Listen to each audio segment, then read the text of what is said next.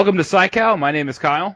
I'm Stacy. And this week I have a fellow Kyle on the show. Hey! Introduce yourself. I don't want to mispronounce your last name. No, that's totally cool. Actually, it's at times I think I mispronounce it and everybody else around me pronounces it correctly and I'm the wrong one. My name's Kyle Kuchta. Kuchta. I would have said Kuchta. That's all right. That's what everybody goes for, and that's totally okay. I respond to all. Well, Kyle is in the works. He's making an amazing documentary that Stacy and I have been very interested in for a while now, and it's almost done, right? May is when it's due to come out. Yeah, it's a little bit of a whole thing because it's doubling as my senior film to get my BFA in film at Syracuse University. Right. So I've been working on a sort of separate version of it for this final project that I have, and then there's going to be a extended version, if you will, that it's going to be a little bit later than May now, but hoping to get it done like June, July, and then premiere it either in August or September. And Nice. Tell everyone what the film's about. It's called Fantasm, not Don Coscarelli's Fantasm, nor the strange European softcore pornography film from the Wait 70s. a minute. Yeah. Oh yeah. Did not know about this. Yeah, no, gotta come up with some sort of subtitle to differentiate from that guy. Not the porn. That's what you should just say. Yeah, not Phantasm, not porn. But it's a documentary about horror conventions and the kind of the horror community and how devoted we get to the genre, and specifically how devoted we are when we all get together and celebrate the genre that we all love. Very true. When we went, I mean, I've been to conventions before, but never really with my friends. And when Stacy and myself and Josh went as JewCow and Moderncines this last time to Horror Hound, it was amazing. I mean, just the camaraderie between everybody. And then you have the people that even look kind of funny, but then end up being amazingly nice. Yeah. Oh, yeah. The weirder they look, the nicer they are, I think. So true. So how many conventions have you been to? Well, for this documentary, I've been to 6. Altogether, I believe 11 or 12. Probably check in on that. But yeah, I had started going when I was 15, and I'm from Connecticut, so I went to Rock and Shock in Worcester, Massachusetts all the time because it was about an hour away. Right. Oh, I'm jealous of that one. And it's a great convention. And I would go, my parents would take me every year, when I was in high school. And that was my one and only. There was a Monster Mania that happened in Connecticut, once. It was one and done, for some odd reason that we went to one time, which was really cool too. But then I'd gone to a convention for 3 years, after I came to college, which is sort of where Phantasm came from. I was just really missing going to a convention. It was kind of a bummer. I was just man, I really want to go again. Right. You know? And luckily one popped up in Syracuse. It was super small. It was its first year, but it was enough to kind of fuel me to try to go to another one. It was called Scaracuse at the time, and then they transformed the name to Scaracon because they had to find another venue. But that's kind of where Phantasm came from. Awesome. Do you have any stories of, because basically I know when I do conventions, I always look at the list of people that are coming, and that kind of makes me decide as if, do I really want to spend this much money to travel everywhere and everything, that I'm like, you know what, yes I do, because you always meet new people and everything like that, which makes it even better. Yeah. But do you have any crazy stories about maybe your first convention, meeting people, meeting celebrities? Yeah. I wouldn't say crazy stories. Actually, I wouldn't say crazy because, like I said, I was 15, between 15 and 17, and I was going to my first conventions, and I would always go with my parents, so I wouldn't have that kind of interaction that everybody else gets to have. Nobody's trying to talk to a 15-year-old who is with his parents. But some kind of cool things was the first convention I went to, Rocket Shock, 2006, I believe. Michael Rooker was there, and they had a sneak preview of Slither, or a surprise screening of Slither. Right. So he presented it, and we saw it.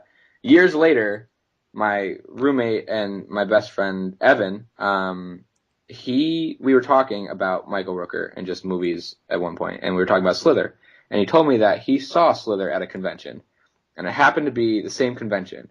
So we were in the same room at the same time, had no idea who each other were, and years later we're best friends and roommates, and he's going to be the best man at my wedding. Awesome. Oh, it's awesome. So yeah, it's super weird. That's a sweet story. That kind of got me teary-eyed. He's the best man. And I mean, like just shooting this documentary, it's been super overwhelming just because like there's so many people I've met and so many friends I've made already, and like keeping in touch with them and just seeing how, like, because it started out just talking about like what a convention was, and then it started to become like how there's like this big happy family of horror fans and horror friends that only see each other once or twice a year.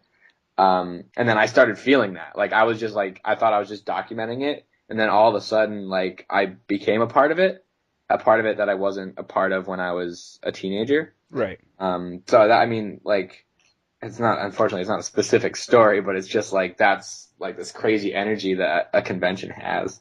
That, No, I totally understand, because, you know, there's definitely those people out of the handful I've been to in my life, like now, just doing the couple that I have, you know, you find those people that you met the first time, then you kind of become friends over time, and then you see each other at all these different conventions. And I know you know who I'm talking about when I say Christy Jett. Yeah. It was one of the most lovely people in the world. She was like my favorite person to find at any of these conventions. Yeah. Yeah, no, Christy's great. She pretty much tackled you, Stacy, when we were at Horror Hound. I know, I love She was her. so excited to see you. No, she's great. I love Christy.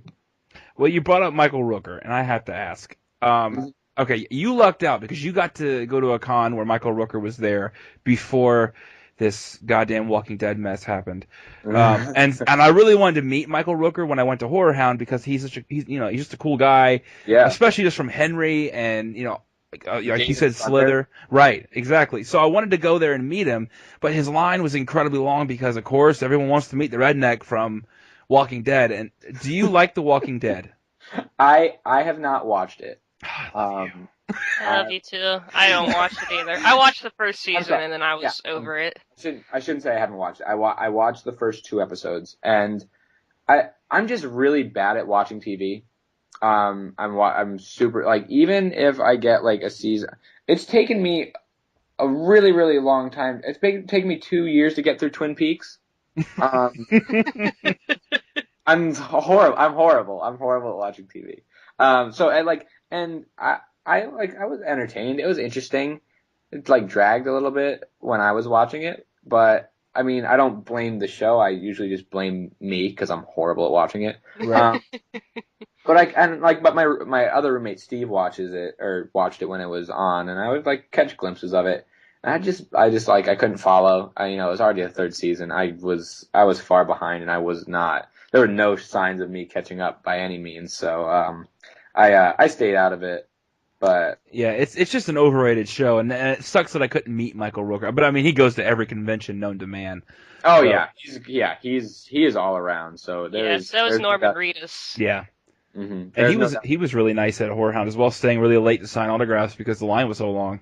Yeah, I mean, I hear great things about those guys. You know, I haven't heard anything negative about it. I've only heard negative about, you know, the lines that they have. You know? Are there any people that you've met that you do have negative stories about that were kind of maybe douchey for you to meet? No, I think, it was resolved. I had met Tom Savini on a off day for him. A lot of people say he goes back and forth. Yeah. But and I at the time didn't know that I was a fragile soul. I was kind of bummed. I was like, man, but he has been around for a long time. He's seen a lot of stuff at conventions, and I think it was just one of those things where he was just like, out of it. And it wasn't super negative. It just like wasn't what I expected it. And I think I had super high expectations, and then the other one was like he was having an off day. So then I met him again, and he was super nice. He was a good dude. So like it upset me a little bit at the time, but you know, I haven't met anybody else that was really a bummer or anything like that. No. I'm a huge Tom Savini fan. I mean, I haven't decapitated tattoo on my arm, and I'm a big fan of his. And I had not heard that he was kind of an ass sometimes at conventions. And like a week before we went to Horror Hound, Stacey's like, he's kind of an asshole at Horror Hound or at horror conventions. I've heard, and that kind of like broke my heart. I was like, no, not Tom. And when I went there, he was, and I kept missing him. Like we had the booth, and he was just everywhere. Apparently, he came to the table every time I wasn't there. Oh, yeah. Every time you left, you would walk by, and I'm like, well. I would see his ass, like, walking away. I'm like, damn! So finally I went to meet him, and you can tell, I think I don't think he's a bad guy. I think he just doesn't really want to do conventions as much as people want him to be there.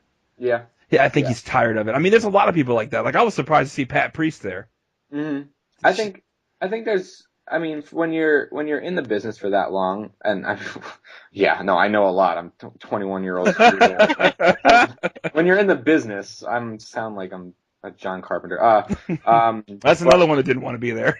Yeah, it was just, I think that like as much you want to please your fans and you want to be there for your fans, but it just gets tiring, like having to do that. Oh yeah. So it's this weird balance. So. I mean, just sitting there for, 8 hours a day, just signing your name. The same thing over and over again. Because I felt so bad when I met John Carpenter. Because he had a guy at the front of the door asking, what do you want him to write? And normally I walk up and they write whatever. I don't care. You just write whatever you want. Yeah. So he had me, and I was like, I didn't know what to say. And so finally, after like 20 minutes, I was like, was that the Boogeyman? And so when I got to him, he was like, I've written this about 4 million times. I was like, I'm sorry. Dude, that's when you take it, run away, and start crying. Yeah, no, like, you broke my heart. I'm sorry, Mr. Carpenter! You couldn't take pictures with him unless you, like, did a little photo op. So my friend, Josh is, like, sitting there with like, the camera trying to get a picture of us at the same time, and I lean in real close. Yeah, no, we were just talking about, before we got on here, like, kind of older horror stars and how it's like you want to see them, but then like because you're worried that they may not be at the next convention. And I don't mean that in like a morbid way. I just mean like because they get old and tired. And I like that was my feeling with Carpenter. And I didn't meet him at Horror Hound, and I'm afraid that might have been one of my last times to do that. So that really sucks. That's how we felt too. We had to be there. Yeah, and I get that way too. Like, I'm not sure, if somebody's going to do this anymore, and then, you kind of pass them up, and you're like, man, like that might have been my last shot to ever do that again. I have not. George Romero is the person who got me into horror films, and he was going to be at the first convention I went to, and like part of me was going because The Devil's Rejects cast was going to be there, and I loved that movie. I still do, but like loved it a lot at the time. That's what got me into fandom. But then at the same time, like George Romero and his Dead series is what got me more into like the past fandom and what is like not classic horror, but like classic contemporary horror, if that makes sense.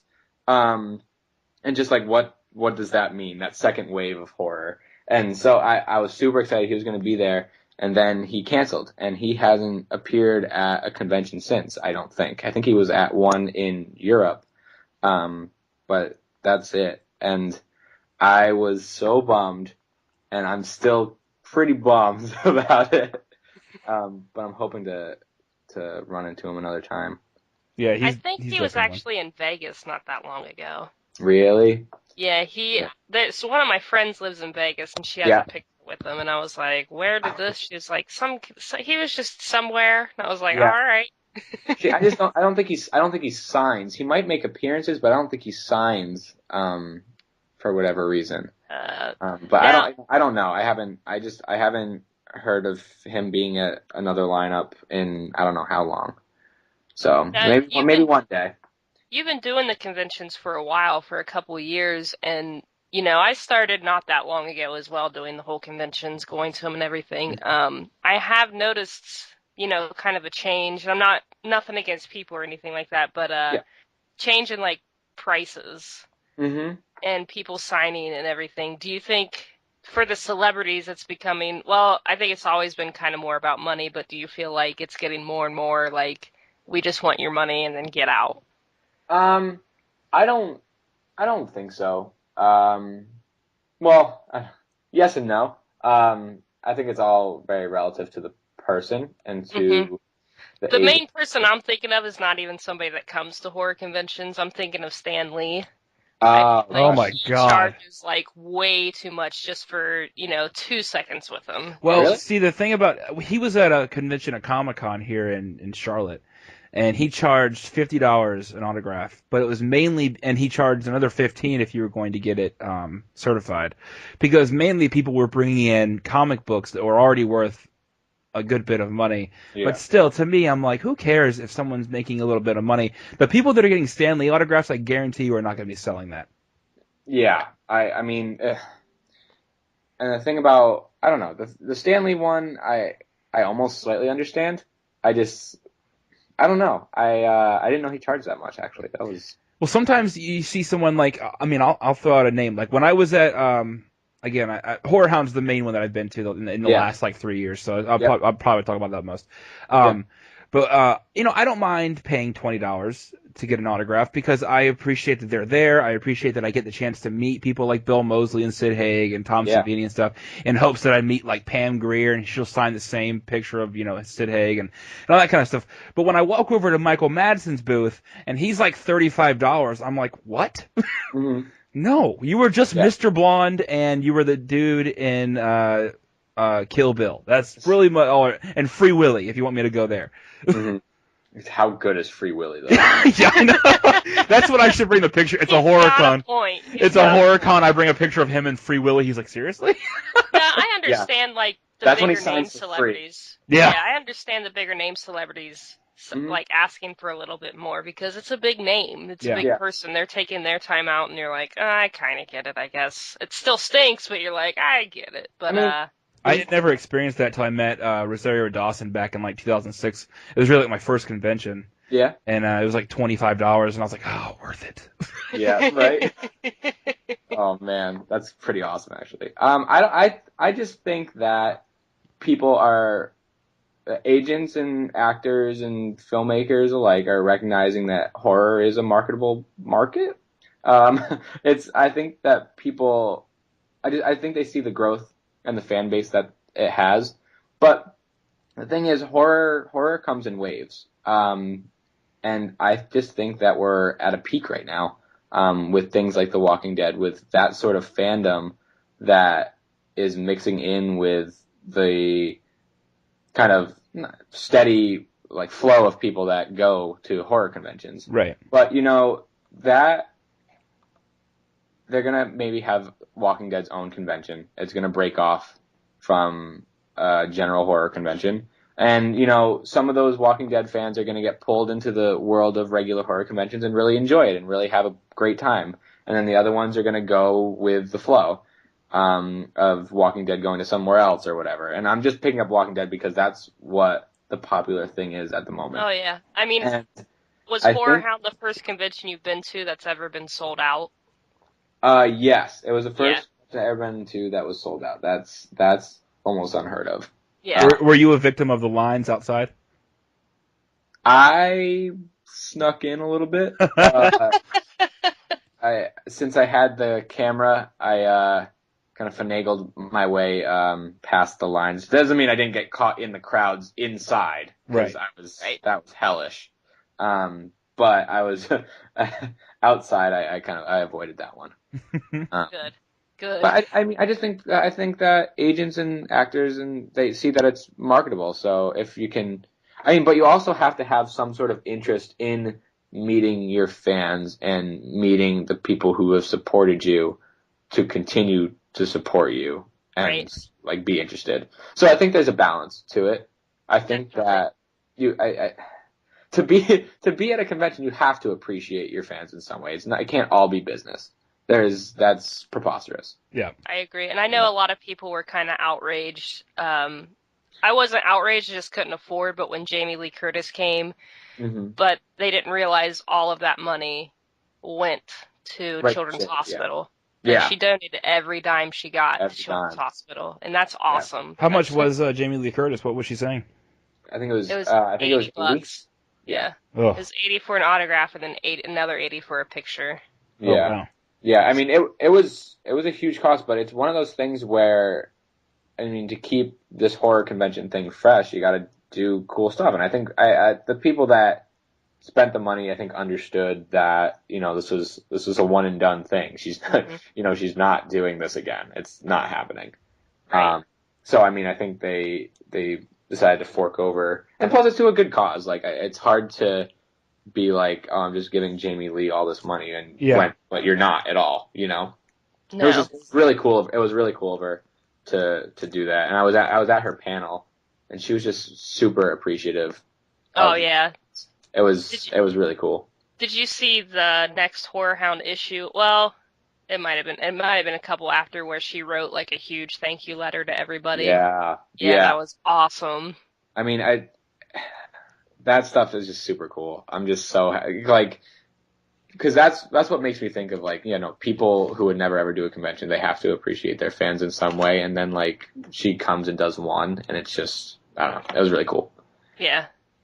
I have to agree. Now, the one person that I met that to this day gets a bad rep for doing horror conventions and everything, and everybody has had not very good experiences with, was Linda Blair. And I actually had a good experience with her, and I loved her to pieces, but I will admit I'm deathly afraid to try to meet her again, because maybe I just got her at a good time, and then trying to meet her again, it might not be such a good time. But I've actually never heard anything about Linda Blair. I had no idea. Really? Yeah. I've heard a lot. Like, literally people that were in the same line as I was, like, she was a total bitch to me, and I was like, really? Like, she was so nice to me. She was such a sweetheart. But at the same time, you know, not everybody acts the same. Yeah. You know, it's hard to read people sometimes, and Totally. You know, it just comes down to that. But you know, it's one of those things where 95% of everything you experience at a horror convention is going to be great, I think. And you just have to try to balance out that 5% with everything else good that's happened. And I know that, like, I mean, we're horror fans, that we're super devoted and we care a lot. We're super passionate. We're some of the most passionate fans you'll ever meet. So when something like that happens, it's really, really tough to take that and to kind of, you know, not get over it is not the right term, but I'll say it for now. Get over it and, like, you know, deal with the whatever had upset you about it. It's just it's tough. But you know, you just gotta try to take into consideration everything awesome that also happened. Right. There were times at Horror Hound when both you and I, Stacey, we had, like, not bad experiences, but there were times where we were like, oh, that's kind of a bummer. Yeah. But when I went into, I think, Stacey, it was you and me. We went to see Robert Patrick, and that man loves everybody. Yeah. And that made me, like, that makes your, like, whole weekend when, like, you have someone that you've looked up to or have seen, because, you know, like, Terminator 2 was the first movie, one of the first movies I saw as a kid that I can fully remember. Yeah. And I watched it so many times, and just being able to meet him, he just, like, took time with every single person. And the line wasn't long, but I mean, it was longer because he'd spend like 3 or 4 minutes with one person, which was fine. Like, I was like, that's awesome. To me, that's so cool to take that much time with one person, just get to know them and just high five them and take a picture and leave. Right. Yeah. Yeah. Go ahead. I'm sorry. No, you go. I was gonna rabble on about the same thing, so I'm not gonna. I'm gonna do the same exact thing. I was just gonna say, sometimes it's the people, like, I wanted to meet Robert Patrick, but for me, when I go to horror conventions, I'm like, here's my list of, like, I must meet this person and, like, maybe this person. Yeah. And Robert Patrick was kind of on that maybe I'll meet him list, and, you know, he ended up being the highlight of the convention for celebrity-wise for me. Yeah. You know, it's stuff like that, too, that really makes it awesome. He and Sid Haig both. Sid Haig sat down with me, and we chatted for a little bit. That's really cool. That's really cool. For me, that person who you were just like, yeah, they're, like, not, like, highly ranked on your list, but ended up being really cool, David Naughton. He was super cool. Oh, really? Yeah, he was a really good dude because it was during Phantasm filming and it was at Rock and Shock, and one of my Kickstarter rewards was I would get a cardboard figure of whoever contributed signed by one of their, like, whoever they wanted to get it signed by. And I brought it up to him and I was like, hey man, this is like super weird, but can you sign this paper doll of my aunt? Because she contributed to my Kickstarter account for this film that I'm making and this, that, and the other thing. And he was just talking to me about film school and like, I got my money out and stuff to pay for it. And he was just like, nah, man, you're a student. You're doing this for a really cool cause. And like, it's totally fine. And I was just like, damn, awesome. that is so cool. Like, Yeah. To be able to just kind of sit down and talk to a couple of these people is just really, really neat. Yeah, You know, that's what I was talking about, like that 95 to 5%, like things like that will happen. There's no doubt in my mind that one of those things, something like that will happen to you at a horror convention, and that will make your weekend. Like that right there. If nothing else happened that weekend, that would make your weekend. So the fact that there's also so much other cool shit happening. Yeah. It's I don't know. These conventions mean a lot to me, and I know they mean a lot to other people, and I think that's where this film kind of stems from. Well, yeah, that's what I wanted to ask next. I'm sorry, Kyle. No, go ahead. Myers. Myers.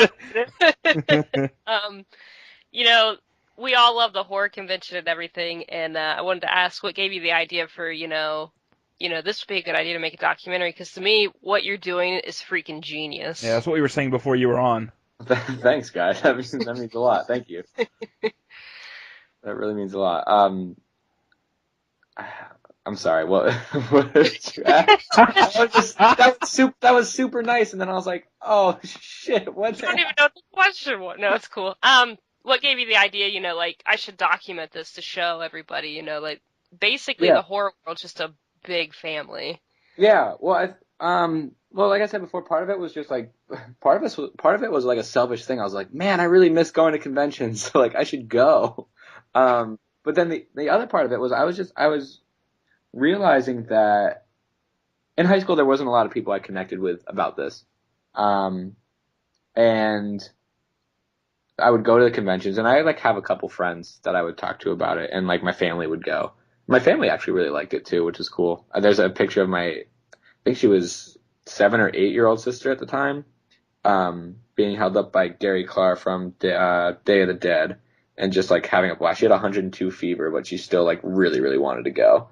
And then in high school I didn't have a lot of people to connect with on this level, and like I said, excuse me. Oh, I'm very sick. I'm sorry. So I didn't connect with too many people, but then I left and didn't go to a convention for a few years. But I stayed connected with a lot of the businesses that I liked, like a business like Fright Rags, or I would stay connected to some podcasts or stuff like that. And I would kind of realize that they were making a lot of friends at conventions, and they were meeting a lot of people at conventions, which is something I never got to experience. So for that reason, I wanted to go back and just like be an adult at a convention, right? And just like really be a human being and be a person and be able to share my love that I wasn't able to share in high school and even into college. Like there aren't a lot of people here that I share my love with now. Like it's a little infectious for a lot of my roommates and my friends now. I'll show them a horror movie and I'll make sure it's a good one, and they'll like really like it and they'll dig it and they'll start to understand why I like this so much. But I don't want to necessarily have to do all the work. I want to talk to people who already know sometimes. Right. And that's like, it was just this huge thing. I was like, man, like people don't know that people like me that love horror films as much as I do, if not more, exist, and that they have a meeting place for it. Like this is the epitome of fandom for horror fans. Like if you go to one of these conventions, it is something that you look forward to all year. Like it is something you are so excited for. And other people who who are outside of this horror realm have no idea about it.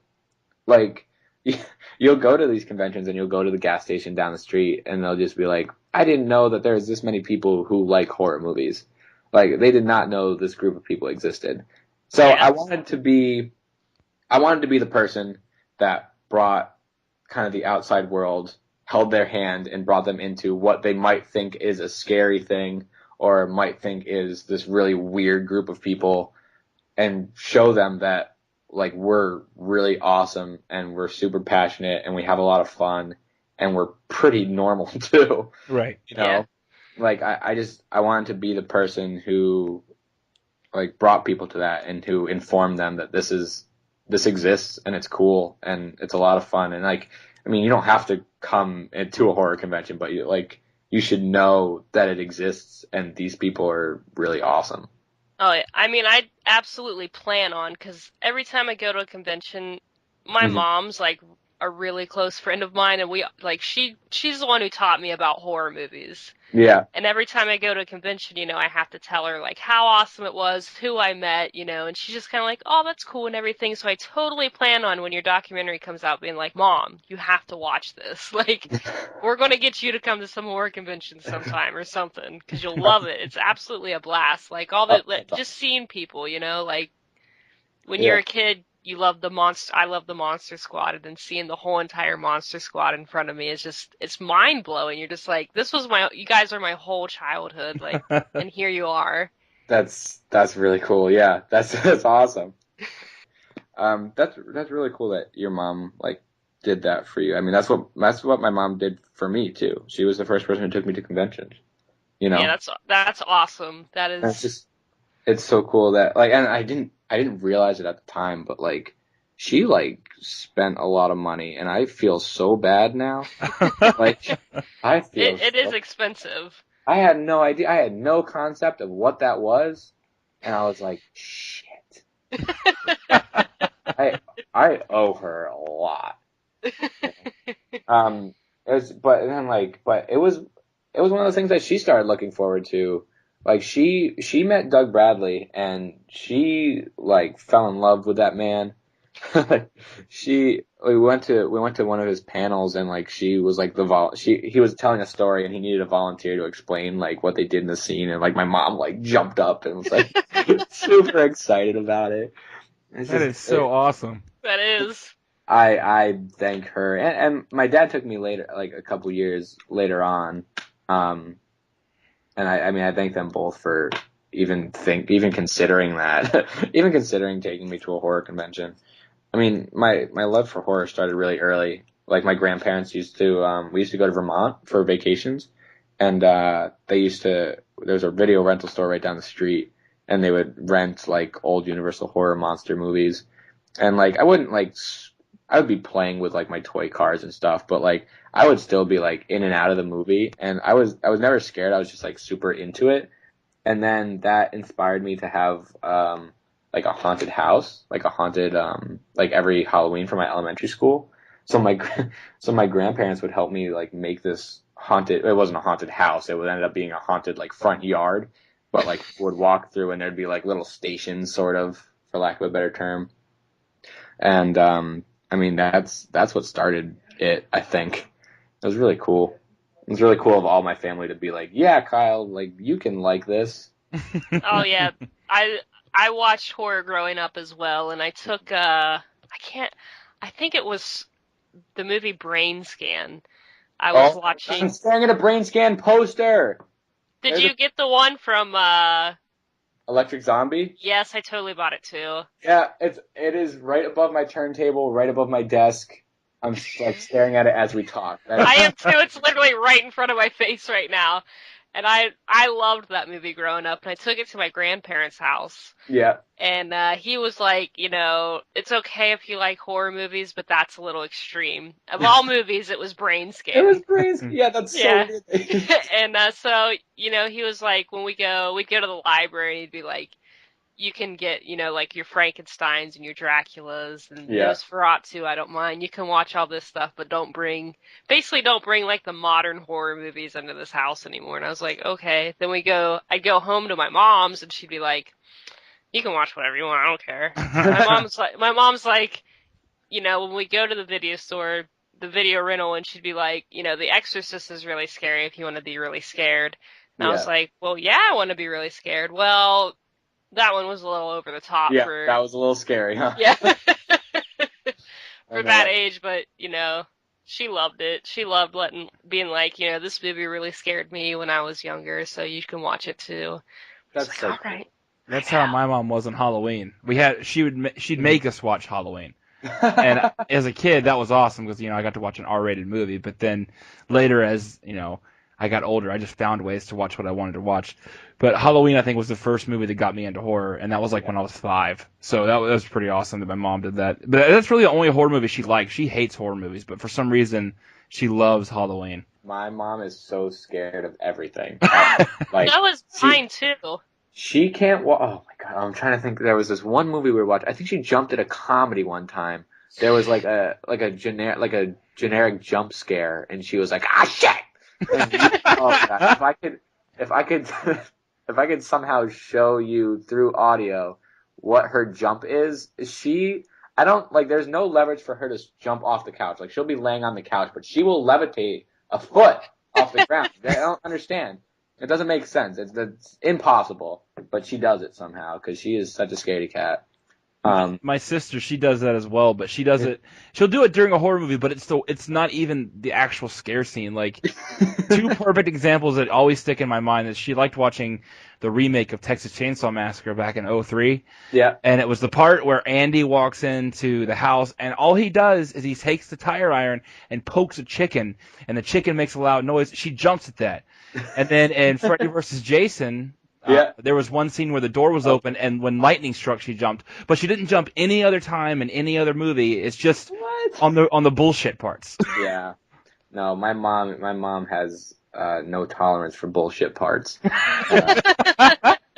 But love her to death. I don't know how she puts up with my shit, but she did. She managed. Well, we like to do something on the show where it's called the PSYCOW 8.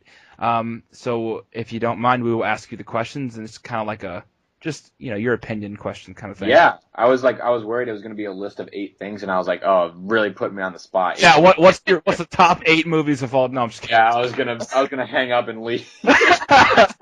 Well, that's the show. What I got for you? What's the scariest movie of all time to you? Scariest movie of all time to me, huh? I guess I'm still putting you on the spot. No, that's still putting me on the spot. Oh boy. Stacy, let's see if he says the generic answer that everyone I think on this show has said. What was that? We're gonna see if you say the answer that everyone says, or at least most of the people that we have on our show. Choose wisely.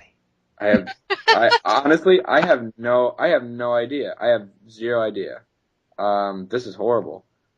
So there's not a movie that you've just been really scared at? You're like, holy shit. I can say in recent memory, The Innkeeper scared me. I'm pretty bad about supernatural stuff. Yeah. Oh, that's me too. That's the only thing. You know what movie fucking freaked the shit out of me? I'm sorry for my language, but I have to say it. Don't White Noise. Really? Oh my God! God! Scared me too. Freaked out. I saw it in theaters and I flipped. Yeah, when she starts talking through the radio or whatever, I was like, yeah, I ain't watching this anymore. I turned it off. I own it. Maybe I should watch it again. Did Frequency scare you? Mirrors is the scariest movie I've ever. Actually, I'm sorry. That leads me to it. The first horror movie I ever saw in theaters was The Grudge. And I actually give The Grudge a lot of credit for getting me into horror now. And I don't like to admit that a lot.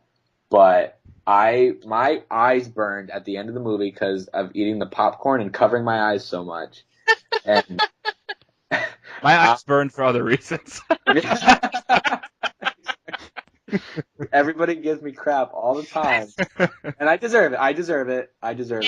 Oh no, we love shitty movies. Like Stacy and I, that's all we really watch now, are just terrible B-list movies because that's our favorite kind. Oh yeah, I wish I should go back and watch it now. I haven't watched it since I was 12, and like I had stopped having those Halloween parties I was talking to you about, so I didn't really have like an outlet for like the horror that I liked, and and The Grudge was like the the gateway into where I'm at now. So I give The Grudge a lot of credit, Okay. which is sucks. I love the Ginger Dead Man. Oh, me too. Oh no. Gary Busey's Chompers, you can't go wrong. Oh. That's what we're talking about. We love shit-eat movies. That's amazing. Stacey, do you want to ask the next question? You want me to ask it? You got it up? I got it up. It took a minute for me to get it. But number 2. Yeah, sorry for the lack of answer for the first one. No, that's fine. Number 2. What's the best movie you've seen in the last 5 years? Best movie I've seen in the last 5 years. Oh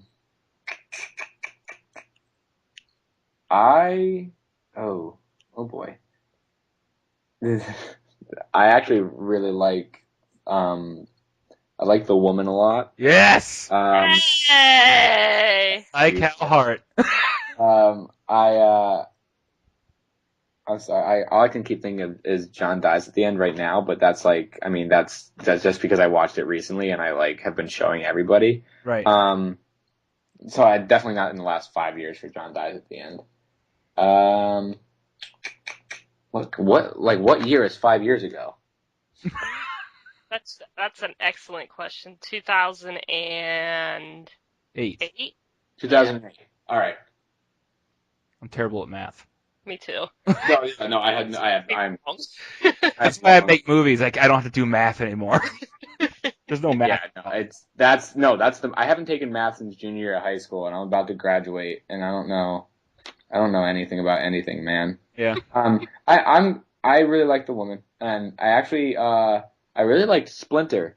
I was a big fan of Splinter. Mm-hmm. I don't know if it's the best, but it is one that comes to mind right now. Right. I'm going to go with those, and if something pops up, along with the question, or the answer to your first question, I'll jump into it. If you just hear me shouting names that don't really match the question that you're asking, that's why. It's all good. We'll figure it out. Yeah. Well, I guess this question is pretty easy for you to answer. What's your favorite movie you've worked on so far? So I'm going to change it to who's your favorite person you've met so far while working on the movie you work with Phantasm. All right. This one is pretty easy for me. Joe Lynch is. Oh, I loved him. Yeah. Joe Lynch is a super good dude. He graduated from the same program that I'm currently in right now.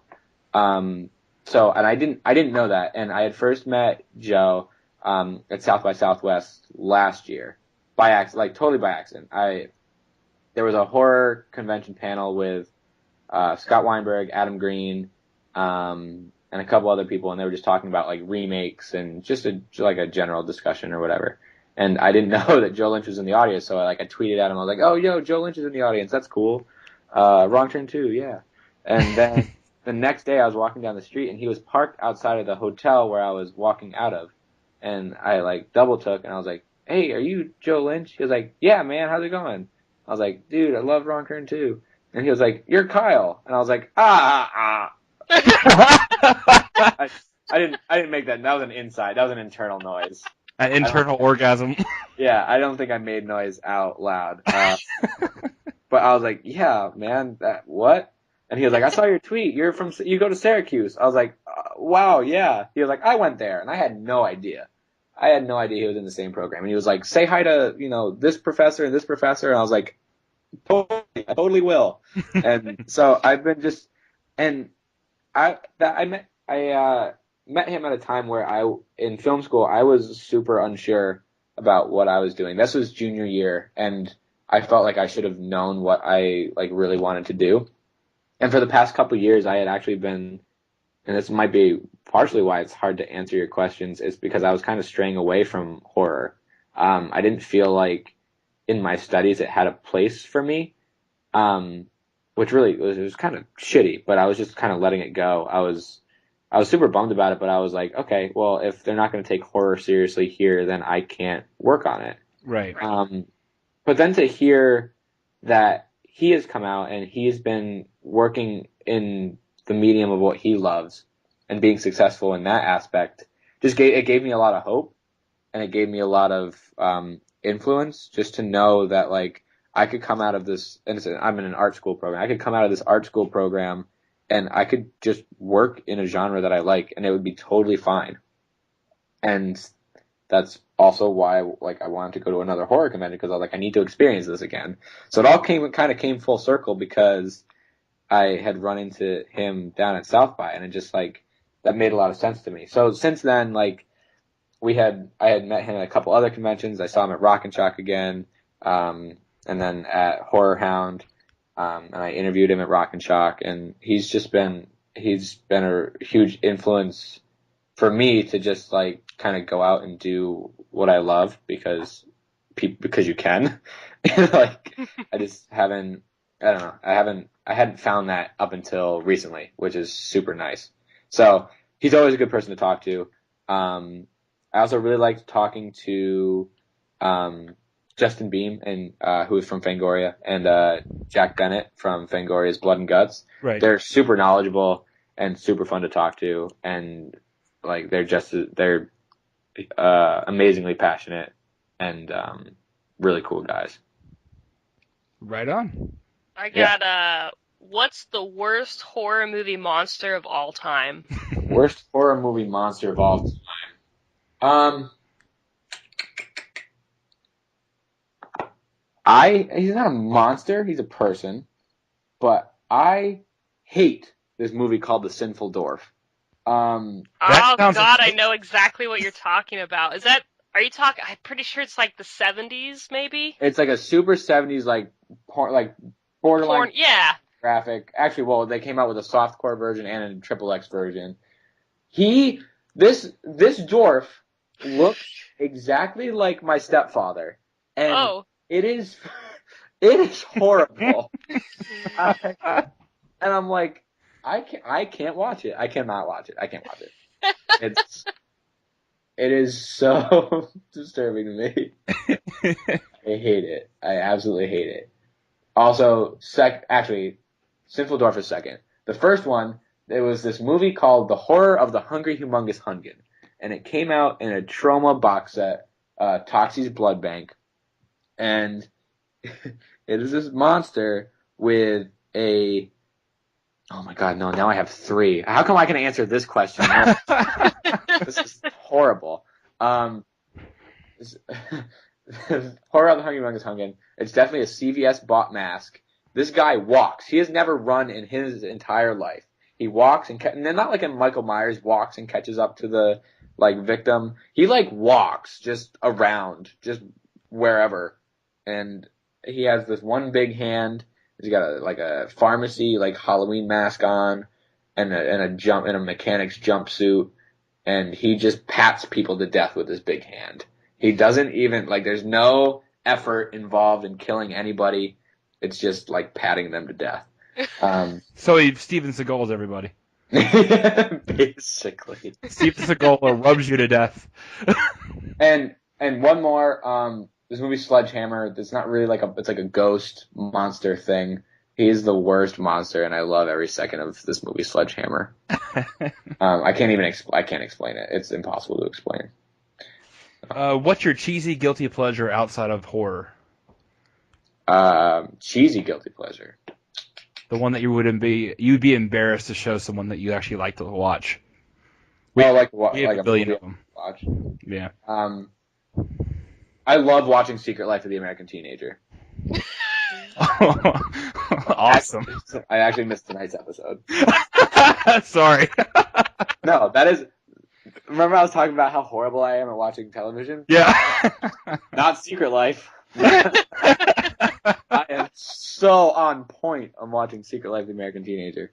Last year in our dorm room, we used to just watch that all the time. We would just stay up and just watch 3 or 4 episodes back to back to back. Because they're all the same episodes. We don't need to watch 4. It all says the same. It all says the same thing. But I love Secret Life of the American Teenager.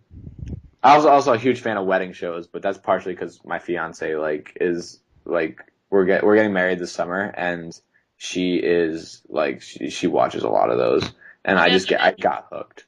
There was a girl I went to high school with was in what's that? Is it Bridezilla or something like that? Oh no. Yeah, she was one of those. I didn't watch it because I wasn't. I watched like the TLC ones. Like there's this one called Four Weddings, and it's just like They compete. yeah, they compete for a honeymoon. I have a fiance too.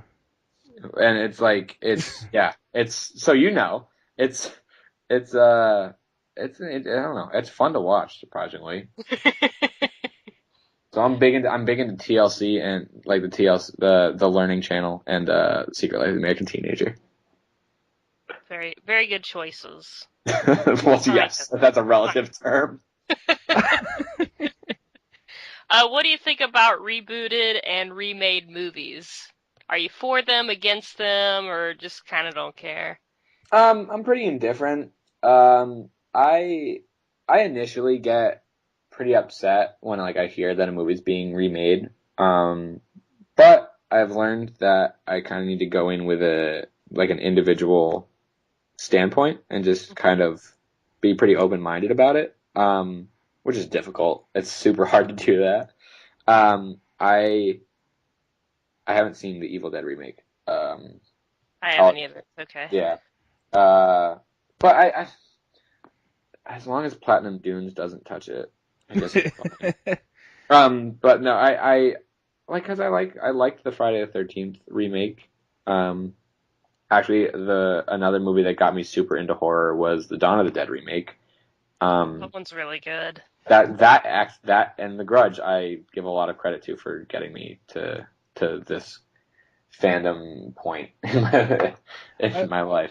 I was pretty away from all the remakes too, but recently I've kind of been open-eyed to them because I saw the Texas Chainsaw 3D and I was so ready to rip that movie apart. Mm-hmm. And when I saw it, I really liked the way they did it, and I felt bad that I talked bad about it so much, and then like I watched it, I'm like, oh, why did I do that? Yeah, I mean, like, yeah, you walk in and you're just like, yeah, it's a movie. Like, it just doesn't suck. That's one of my roommate's phrases. It's just like you just walk in, it's just like it doesn't suck. It's pretty all right. Or very okay is the other way we describe something. It's like it's very okay. But yeah, no, I just you have to take each one of them with a grain of salt. But I also haven't had anything like super near and dear to my heart remade.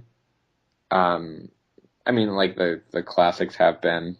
Right. But I almost actually Nightmare on Elm Street kind of hurt. That one. Oh, yeah, that was bad. That's every time we talk about worst movie ever made, that's always the one that comes up. Man, that was a little bit of a jab.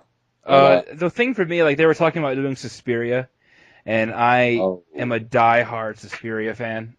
And I was so happy that fell through. Yeah, no, like things like that like happen to fall through, and I'm very thankful for that. Yeah. I'm super thankful for that. I just don't think that something like that would make sense to do. Right. I will say, if they ever remake The Exorcist, which I know it's going to happen some way, somehow, just think of me, because it'll be a very hard day for me. I will be in my room crying, like, constantly. But you know what? Send some flowers or something. Thanks. In the back of my head, I know I'm going to be like, but I'll totally go watch it. Right. You can't help it. Carrie's a little annoying to me right now. Oh, yeah, I'm not into that whatsoever. That's a shot-for-shot remake. That's not even being their own brand. Like that's what we were talking about in the last episode. Oh boy. Yeah. No, I am not a fan. And I'm sure I like I was going to say I like her, but I don't remember her name. Chloe Moretz. Yeah, that's the one. I couldn't remember how to pronounce her last name. I like her a lot, and I'm sure she'll do a fine job. I'm sure Julianne Moore will manage to bring some other aspect to that character, too. Doesn't mean I don't... Whatever. I can't. Well, it's been done, too. I mean, they've already remade it once, and that was a pretty good remake. But just leave that one alone. Yeah, like, that's... I mean... whatever. My biggest thing about it, though, is that, and Stacy kind of sort of agrees with me, I guess, is that Chloe Moretz is a pretty girl. And I'm not saying that Angela Bettis or Sissy Spacek aren't pretty, but they were odd looking. They have their own quirk to right. them. And Chloe Moretz looks like the girl that would be picking on Carrie, not Carrie. Exactly. Thank you. I was trying to explain that to my roommates, and they're like, I mean, she's like got a pointy nose, and I was like, it's not the point. has a pointy They're nose. trying to find the flaws. Like, yeah. It's like, you don't understand. She was a vampire for a while. Right? Yeah. All right, what's your favorite movie decade? Favorite movie decade? Oh man, I'm a huge fan of. Oh my god. Okay, this is gonna be really dorky, but bear with me. I have an Excel spreadsheet of my movie collection, and I just looked the other day about what year I have most of, and I think one of them. I think like one year is like 2002, or two. I'm sorry, 2006. But the other one, I'm a huge fan of. I really like the mid 80s. I'm a huge fan of the mid 80s. Right. I like the 80s too, and The I know a highlight lot of slashes. people love the 70s, but 80s is like it's like cheesy kind of. Yep.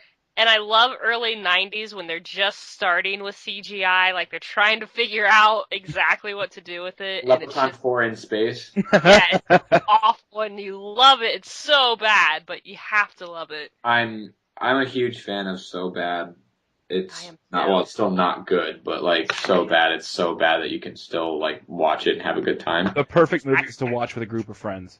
Exactly, and that's a lot of like where it stemmed from for me, like showing people stuff. It's just like I remember I would always show. No, it wasn't Chopping Mall. Shit, what was it? I don't know. It was something. It was something good. And I would just like, I would always start people off like that. I would be like, this is going to be really fun. Don't worry. Like, it's going to be a blast. Well, as a horror fan, though, I realized that even though I own, thousands of DVDs and VHS and stuff like that, Yeah. and most of them being horror, there are still a lot of horror movies that I haven't seen. Oh Yeah. yeah. So what I did was I was like, fuck it, I should do a show where it's, for the first time, me and someone else, whether it be Stacy or someone outside of JewCow. Kyle, you should come on a bunch of times. We watch a Of movie course. that neither of us have seen that Yeah. has like, it's kind of like blasphemy. If you haven't seen that movie, then I thought that was a cool idea just to watch it and talk about it, because I mean, everyone does YouTube reviews, but no one does the movie reviews that are terrible. So true. That's so weird because years ago I started, because I'm an avid collector too, but I collect faster than I watch. And I started a blog specifically to try to like help me get through some of these movies. I called it The Leftovers. Right. And I would watch a movie. I would kind of tell the story, like why I bought it, when I bought it, like why I have it, and why I never watched it ever. And then I would like watch it and I'd like make some bullet points about it or whatever, and then I'd like have a final verdict. So that was like to help me try to get through this huge collection that like I have a horrible ratio of Yeah. like non-watch to watch. Oh, I You're do too. exactly like me. Like, I think we all are. Like, we all love collecting it, and then it's like, all right, so Yeah. I have this, I haven't seen it yet, but I also have Brain Scan, which I've seen a million times, and I want to watch it again, so Right, I'm going to go ahead and watch exactly. that. I do that all the time. I've watched Halloween 2 14 billion times.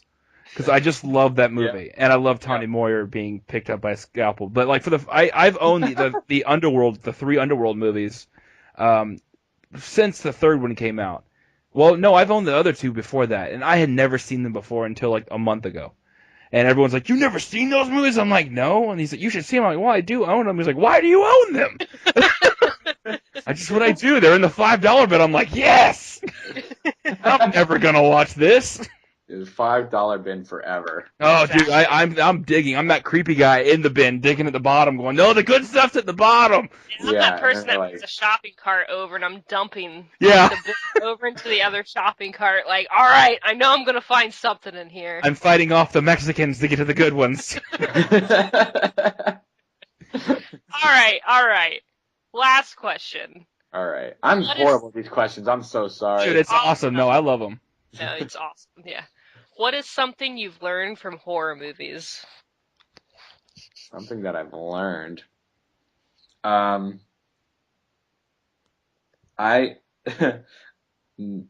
never take anything too seriously. I like even like I will watch the scariest scariest for lack of a better term of like slasher movies, and I'll just like I try to put myself in that situation and just be like, there's nothing I can do. Like this is my fate.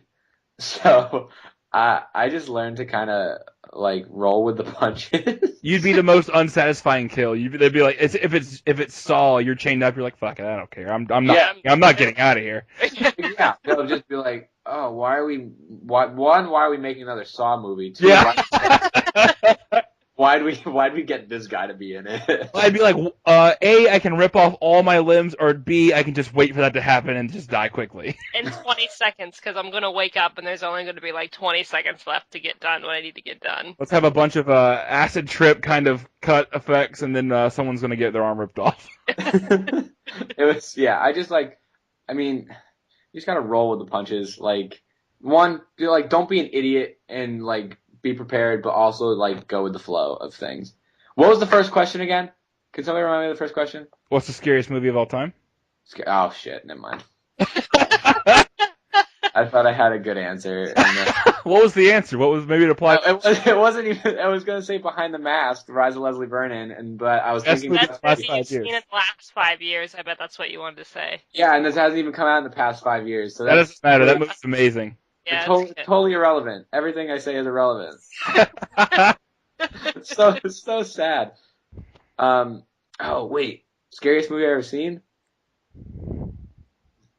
Never mind. now you have to.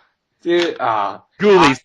I was horrified of Cannibal Holocaust. Horrified. Really? Well, understandable. I wasn't. I thought that was crazy. I was watching it as a documentary. Like I was like, this shit's real. No, Yeah.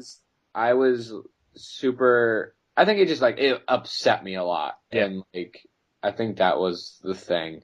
And I just remember showing it to like watching it with my friends, and they were just like, Kyle, this is horrifying. Yeah. Like, that's like the scariest movie that like has made me like feel like super panicky, or for lack of a better term. I say that a lot for lack of a better term. I don't have the right vocabulary for my answers right now. And then, but what scared me as a kid the most was Child's Play. That's a good answer. Yeah. I had a couple friends. Of actually Dolly Dearest. Really? Oh god, the off-brand. But that doll was probably scarier than Chucky. I think so too. Yeah, she was demonic looking. But has anybody watched it in the last like 5 years? I just watched it a month ago. It was on Netflix, and I loved it. I didn't remember anything about it. Awful. It is so bad. It is. Yeah, so but it's one of those bad. movies that's so bad that you enjoy it. It's just like so terrible. It is so bad. It is so bad. Like it was Dolly Dearest's appearance, but Chucky's voice. Like Chucky's like aggression is what scared me. Yeah. I vividly remember one of the worst dreams I ever had as a child was like Chucky was attacking me in my dream, but Beavis and Butthead saves me. I could not have been older than 6, and I don't know. I don't know how any of that happened. I have no idea. I was never scared of Chucky, but I for some reason I was haunted by one thing that he said, just because Brad's voice is just so creepy. It was in Child's Play 2 is my favorite of all of them for some reason. Yep. I don't know why. And I actually just watched that like last week. But the part where he kills Mrs. Ketterwell, Yep. comes out of the closet like, "You've been very naughty, Mrs. Ketterwell," and that for some reason that scared the shit out of me forever. It's a mix of Santa Claus and a demonic doll. It's Right, like, he was like Ketterwell, and I'm like, oh god, I don't even know that bitch. that is the tag team duo you don't want to mess with. Think of Goldberg in Santa's Sled and Chucky. Like that is no way. Now Chucky has the muscle. Yeah, I'm not dealing with that shit. Well, thank you so much for coming on the show. We had so much fun with you. If you want to, we'd love to have you on just other shows. We can just talk about horror and bullshit around like we did this episode. Totally. I would so be down for that. Thank you guys so much for having me. This was awesome. You got to totally let us know when Phantasm, the extended version, is out, because we want to watch the full-length feature. Yeah, absolutely. I totally will. And as soon as I come up with other answers to your questions, I will let you know. Next episode, hear what Kyle says. Yeah, it's going to be 2 minutes and be like, all right, guys, I got him. But The beginning of the show will open up with what your answers are. Yeah. No, guys, thank you. This was a lot of fun. Thank you so much for having me.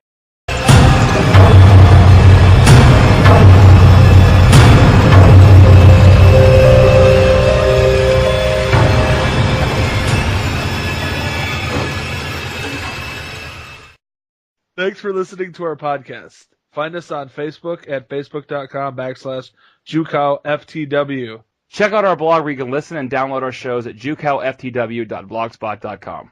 And find us on iTunes by simply searching for JewCow's Podcast Kingdom. And submit your questions to us at ask.fm/JewCow. We will answer them all each week on Undressed to Impress with a Girl. Over time, and then you see each other at all these different conventions. And I know you know who I'm talking about when I say Christy Jett. Yeah. Who was one of the most lovely people in the world. She was like my favorite person to find at any of these conventions. Yeah. Yeah, no, Christy's great. She pretty much tackled you, Stacy, when we were at Horror Hound. I know, I love She was her. so excited to see you. No, she's great. I love Christy.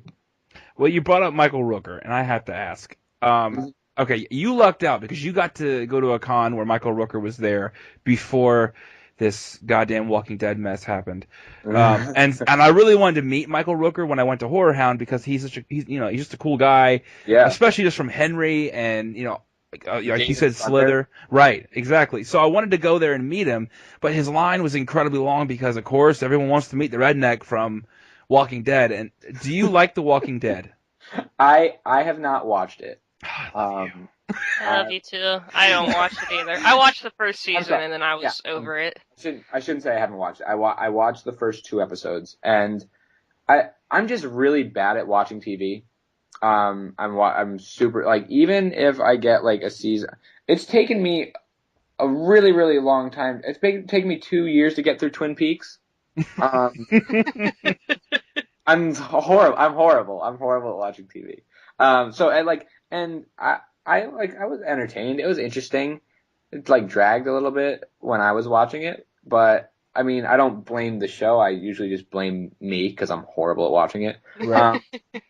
But my other roommate Steve watched it when it was on, and I would like catch glimpses of it. And I just like I couldn't follow. It was already the 3rd season. I was far behind, and I was not. There were no signs of me catching up by any means. So I stayed out of it. But yeah, it's just an overrated show, and it sucks that I couldn't meet Michael Rooker. But I mean, he goes to every convention known to man. Oh so. He is all around. So so is Norman Reedus. Yeah. Mm-hmm. And he was really nice at Horror Hound as well, staying really late to sign autographs because the line was so long. Yeah, I mean, I hear great things about those guys. I haven't heard anything negative about it. I've only heard negative about the lines that they have. Are there any people that you've met that you do have negative stories about? That documentary about horror conventions and the kind of the horror community and how devoted we get to the genre, and specifically how devoted we are when we all get together and celebrate the genre that we all love. Very true. When we went, I mean, I've been to conventions before, but never really with my friends. And when Stacy and myself and Josh went as JewCow and Moderncine this last time to Horror Hound, it was amazing. I mean, just the camaraderie between everybody. And then you have the people that even look kind of funny, but then end up being amazingly nice. Yeah. Oh, yeah. The weirder they look, the nicer they are, I think. So true. So how many conventions have you been to? Well, for this documentary, I've been to 6. Altogether, I believe 11 or 12. Probably check in on that. But yeah, I had started going when I was 15, and I'm from Connecticut, so I went to Rock and Shock in Worcester, Massachusetts all the time because it was about an hour away. Right. Oh, I'm jealous of that one. And it's a great convention. And I would go, like, my parents would take me every year, like, when I was in high school. And that was my one and only. There was a Monster Mania that happened in Connecticut, once. It was one and done, for some odd reason that we went to one time, which was really cool too. But then I'd gone to a convention for 3 years, after I came to college, which is sort of where Fantasm came from. I was just like really missing going to a convention. It was kind of a bummer. I was just like, man, I really want to go again. Right. And luckily one popped up in Syracuse. It was super small. It was its first year, but it was enough to like kind of fuel me to try to go to another one. It was called Syracuse at the time, and then they transformed the name to Scaricon because they had to find another venue. But that's kind of where Phantasm came from.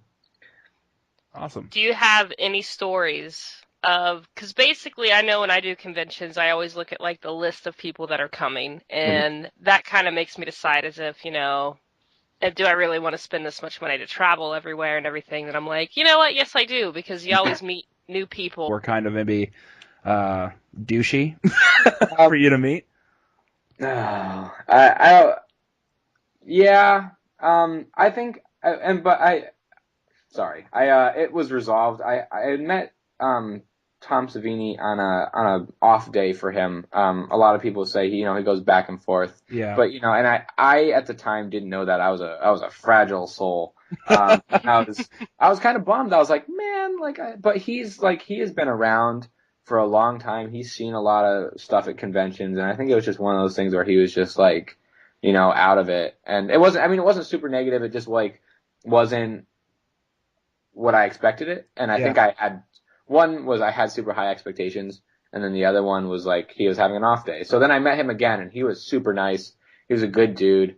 So it upset me a little bit at the time, but I haven't met anybody else that was really a bummer or anything like that. No. I'm a huge Tom Savini fan. I mean, I haven't decapitated tattoo on my arm, and I'm a big fan of his. And I had not heard that he was kind of an ass sometimes at conventions. And like a week before he went to Horror Hound, Stacey's like, he's kind of an asshole at Horror Hound or at horror conventions. I've heard, and that kind of broke my heart. I was like, no, not Tom. And when I went there, and I kept missing him. Like we had the booth, and he was just everywhere. Apparently, he came to the table every time I wasn't there. Oh, yeah. Every time you left, you would walk by, and I'm like, well. I would see his ass, walking away. I'm like, damn! So finally I went to meet him, and you can tell, I think I don't think he's a bad guy. I think he just doesn't really want to do conventions as much as people want him to be there. Yeah. Yeah, I think he's tired of it. I mean, there's a lot of people like that. I was surprised to see Pat Priest there. Mm-hmm. I think there's, when you're in the business for that long, and I know a lot. I'm 21-year-old.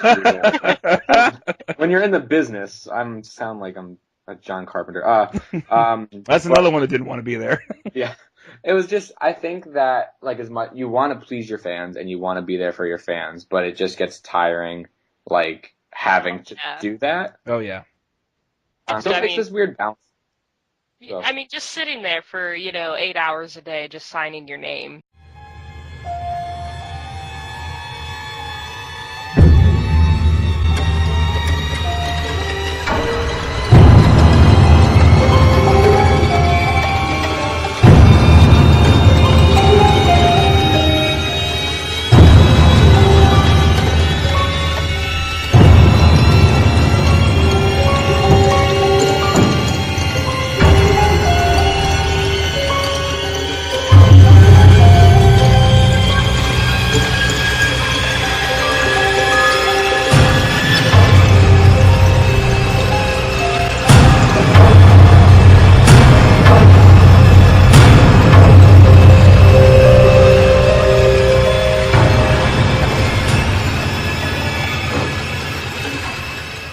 Welcome to PSYCOW. My name is Kyle. I'm Stacy. And this week I have a fellow Kyle on the show. Hey. Introduce yourself. I don't want to mispronounce your last name. No, that's totally cool. Actually, it's at times I think I mispronounce it and everybody else around me pronounces it correctly and I'm the wrong one. My name's Kyle Kuchta. Kuchta. I would have said Kuchta. That's all right. That's what everybody goes for, and that's totally okay. I respond to all. Well, Kyle is in the works. He's making an amazing documentary that Stacy and I have been very interested in for a while now, and it's almost done, right? May is when it's due to come out.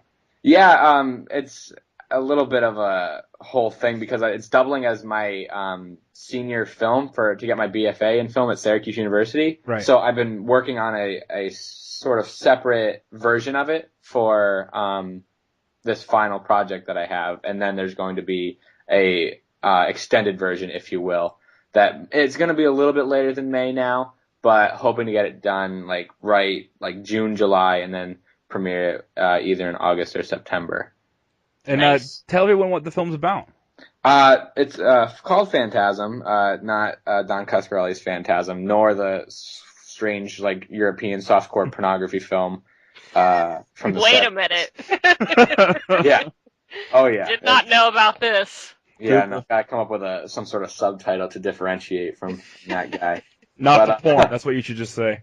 Yeah, not Phantasm, not porn. But it's a doc. And everything like that, which makes it even better. Yeah. But do you have any crazy stories about maybe like your first convention, meeting people, meeting celebrities? Yeah. I wouldn't say crazy stories. Actually, no, I wouldn't say crazy because, like I said, I was 15, like so between like 15 and 17, and I was like going to my first conventions, and I would always go with my parents, so I wouldn't have that kind of interaction that everybody else gets to have. Nobody's trying to talk to a 15-year-old who like is with his parents. But some kind of cool things was the first convention I went to, in Rocket Shock, 2006, I believe. Michael Rooker was there, and they had a sneak preview of Slither, or like a surprise screening of Slither. Right. So he presented it, and we saw it. Years later, my roommate and my best friend Evan, we were talking about Michael Rooker and just movies at one point, and we were talking about Slither, and he told me that he saw Slither at a convention, and it happened to be the same convention. So we were in the same room at the same time, had no idea who each other were. And years later, we're best friends and roommates, and he's going to be the best man at my wedding. Awesome. Oh, it's awesome. So yeah, it's super weird. That's a sweet story. That kind of got me teary-eyed. He's the best man. And I mean, like just shooting this documentary, it's been super overwhelming just because like there's so many people I've met and so many friends I've made already, and like keeping in touch with them and just seeing how, like, because it started out just talking about like what a convention was, and then it started to become like how there's like this big happy family of horror fans and horror friends that only see each other once or twice a year. And then I started feeling that, like I was just like, I thought I was just documenting it, and then all of a sudden like I became a part of it that I wasn't a part of when I was a teenager. Right. So that, I mean, like, unfortunately, it's not a specific story, but it's just like, that's like this crazy energy that a convention has. That, no, I totally understand, because, you know, there's definitely those people out of the handful I've been to in my life, like now, just doing the couple that I have, you know, you find those people that you met the first time, then you kind of become friends